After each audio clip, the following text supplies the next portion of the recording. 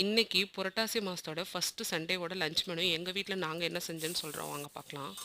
அதுக்கு ஒரு வாணல்ல எண்ணெய், கடுகு, வெந்தயம், சீரகம் இது மூணுத்தையும் தாளிச்சதுக்கப்புறமா வெங்காயம் போட்டு நல்லா வதக்கிக்கணும். வதங்கினதுக்கப்புறமா கூடவே தக்காளி போட்டு நல்லா வதக்கிக்கணும். வதங்கினதுக்கப்புறமா மஞ்சள், உப்பு சேர்த்து அது கூடவே கத்திரிக்காய், உருளைக்கிழங்கு சேர்த்து கிளறி விட்டுக்கணும். அது கூடவே குழம்புத்தூள் 3 ஸ்பூன் போட்டு தண்ணியை ஊற்றி நல்லா வேக வச்சுக்கணும். வெந்ததுக்கப்புறமா கூடவே புளி கொஞ்சம் ஊற்றி கொதிக்க விடணும்.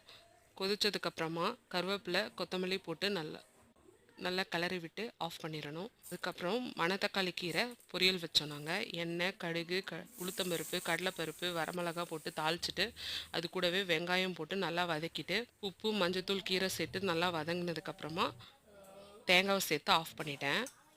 அப்புறம் சுட சுட சாப்பாடு கூட கீரை, காலையில் வச்ச புதினா சட்னி, அப்புறம் நாம் வச்ச காரக்குழம்பு இதையெல்லாம் வச்சு லஞ்ச் ரெடி ஆயிடுச்சு.